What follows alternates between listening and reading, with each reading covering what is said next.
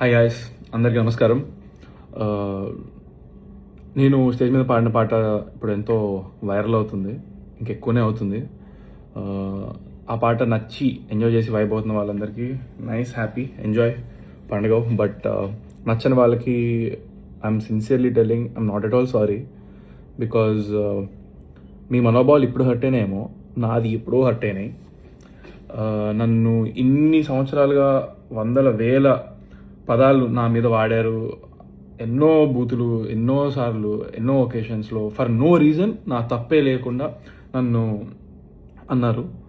So అప్పుడు ఏమైంది, మీ సమాజంలో వాడాల్సిన మాటలు, బూతులు, అమ్మో ఏమైపోయింది అప్పుడు. ఇప్పుడు రెండు పదాలు మీరు, అది కూడా మీరు నా పైన వాడిన వాటిలోంచి నేను 2 తీసుకొని, which are not even that big to be honest చెప్పాలంటే. నా జోలికి వస్తే పగిలిపోద్దిరా అంటున్నాడు అంతే.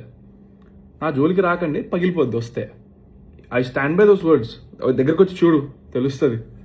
అండ్ యా, సో ఎవరు అమ్మ నాన్న నేర్పరు, ఓకే, నేను నీ దగ్గర నుంచే నేర్చుకున్నాను. సో అవి తిరిగి 2 అంటే మెయిన్గా అశోక్ కుమార్ వేముల, నీకు 24 hours టైం ఇస్తున్నా.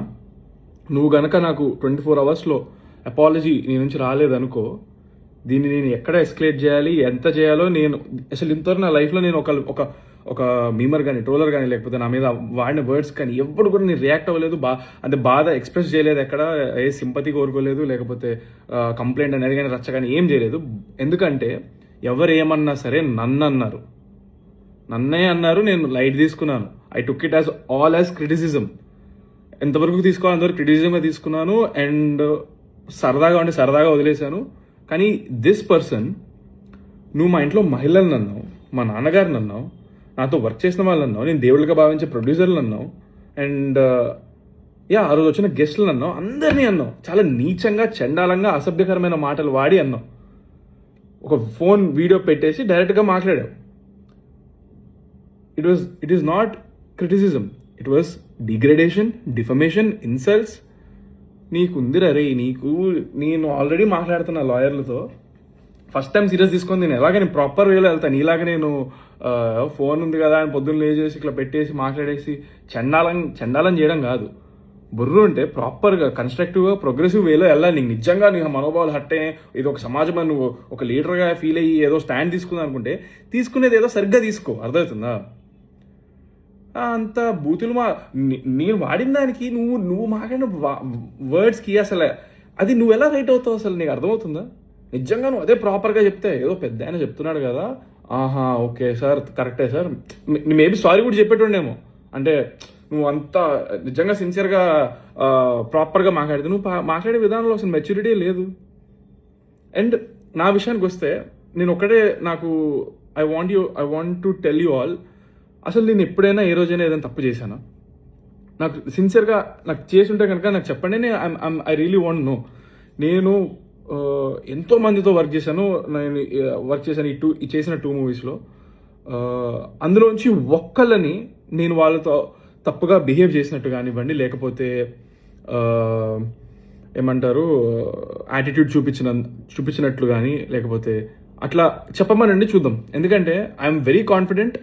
నేను ఆర్టిస్టుల నుంచి, జూనియర్ ఆర్టిస్టుల నుంచి, లైట్మెన్స్ నుంచి, కెమెరామెన్ నుంచి, singers, what ever, who not, సెట్లో నేను అందరితో మంచిగా పలకరిస్తాను, మంచిగా మాట్లాడతాను. ఎప్పుడు ఏ రోజున నేను నా నోరు పారేసుకోలేదు స్టేజ్ మీద కానీ, ఎక్కడా కానీ అసభ్యకరమైన మాటలు మాట్లాడింది కానీ, తప్పు చేసింది కానీ. నేను తప్పులో లేను, డే 1 అని చెప్తున్నా. నేను అసలు 19 years అబ్బాయిగా, 20 years అబ్బాయిగా మా డాడీ వాళ్ళు, మా మమ్మీ వాళ్ళని పక్కన నిలిచిపెట్టి ఇంట్రడ్యూస్ చేసిన రోజున కూడా వాళ్ళు ఏదో పొగుడుతున్నారు, నేనేదో ఫస్ట్ టైం స్టేజ్ ఎక్కడం, నాకు చాలా ఆక్వర్డ్ ఫీలింగ్ అయిపోయి ఇబ్బంది అయ్యింది. నేను అటు ఇటు చూస్తున్నాను, చేతులు జేబులో పెట్టుకున్నా. దానికి అక్కడ స్టార్ట్ అయింది. Even on that day also మీరు సరిగ్గా పూర్తిగా ఏది మ్యాటర్ ఎవరు చూస్తే కదా, ఇప్పుడు కూడా సాంగ్ 3 నిమిషాల song. So wait, I'm diverting. అక్కడ ఆ రోజు కూడా నేను చెప్పాను, ఆ రోజు కూడా పొరపాటున నేను ఎవరినైనా ఏదైనా కొంచెం ఎక్కువ మాట్లాడి ఉన్నా, లేకపోతే నాలో ఏమైనా నచ్చకపోయి ఉంటే, it will improve with time, దయచేసి నన్ను క్షమించండి అని చెప్పి నేను ఆ రోజే చెప్పాను అక్కడ స్టేజ్ మీద. అండ్ ఈ రోజు కూడా సాంగ్ పాడిన స్టేజ్ మీద ఈ సాంగ్లో వాడిన పదాలు అసలు సినిమాలో ఉండనే ఉండవు అని కూడా క్లియర్గా చెప్పాను నేను. ఈ సాంగ్ ఆల్రెడీ రిలీజ్ అయింది. ఈ సాంగ్ 3.5 నిమిషాలు. దీనికి ఒక చరణం ఉంటుంది, పల్లవి ఉంటుంది, ఇంకొక పల్లవి, ఒక పల్లవి ఉంటుంది, 2 చరణాలు ఉంటాయి. ఇట్స్ ప్రాపర్ సాంగ్, 3.5 నిమిషాల సాంగ్. దీనిపైన పనిచేసిన వాళ్ళు ఏమి చిన్న చితక వాళ్ళు కాదు. చిరంజీవి, పవన్ కళ్యాణ్ గారు అలాంటి మూవీస్లో వర్క్ చేసిన వాళ్ళు, వాళ్ళకి సాంగ్స్ ఇచ్చిన లిరిక్స్ వాళ్ళు దీనికే ఉన్నారు, వాళ్ళే వర్క్ చేసింది. ఓకే, 3.5 నిమిషాల సాంగ్లో మీరు 5 సెకండ్లు కట్ చేసి దాన్ని మళ్ళా వేసి మీరు నెగిటివిటీని ఎక్కువ చేస్తే అది అలాగే కనిపిస్తుంది కదా. దీన్ని భూత పురాణం అంటున్నారు మీరు 5 సెకండ్లు పెట్టి. ఇదా భూత పురాణం? నా జోలికి వస్తే పగిలిపోద్దండమ్మా భూత పురాణమా? అసలు మీరు ఎక్కడ ఏం వినలేదా? అయ్యో బాబోయ్ అంటారా? ఎన్ని సినిమాల్లో మనం వాడరు, బీప్ అయ్యారు, ఏ రేటెడ్ సర్టిఫికేట్ ఇస్తే సినిమా థియేటర్కి వెళ్ళి చూస్తారు అందరూ. యూట్యూబ్లో రిస్ట్రిక్షన్సే ఉండవు అసలు.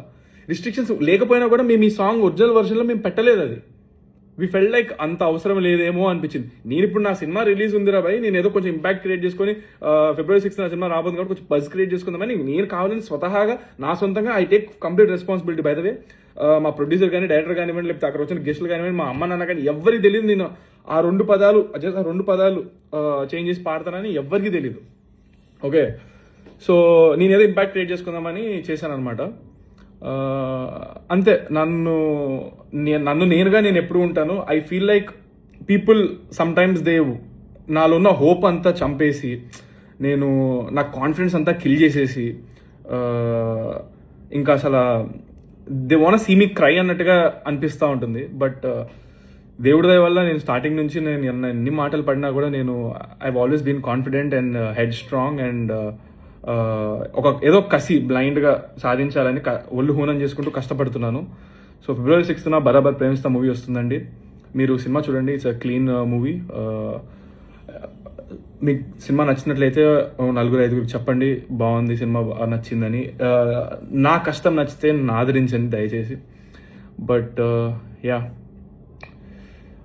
Ashok Kumar Vemula 24 hours time bro. నీకు మాత్రం ఇప్పుడు కూడా నేను చాలా రెస్పెక్ట్ఫుల్గా సంబోధిస్తున్నాను, ఎందుకంటే అది నా సంస్కారం. This is how I was brought up.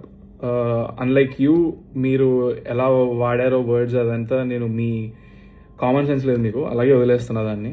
And మీరేమి జర్నలిస్ట్, రిపోర్టర్ నాకు అర్థం కావట్లేదు అసలు. ఆ జాబ్కి ఉన్న పేరు, పరువు, రెస్పెక్ట్ అన్నీ తీసేస్తున్నారు. మీకు అర్హత లేదు అసలు. ఆ జాబ్ని చాలా రెస్పాన్సిబిలిటీతో, డిగ్నిటీతో ఆలోచించుకొని చేయాల్సిన జాబ్ అది. నేను రోజు 10-15 మందిని నా సినిమా టైం ప్రమోషన్స్ అప్పుడు అందరినీ కలుస్తాను. అందరూ నాకు వాళ్ళపైన ఎంతో గౌరవం ఉంది, ఎందుకంటే వాళ్ళు ప్రతి క్వశ్చన్ కూడా చాలా రెస్పెక్ట్ఫుల్గా ఆలోచించి 100 సార్లు మాట్లాడే ప్రతి మాట ముందు మాట్లాడతారు.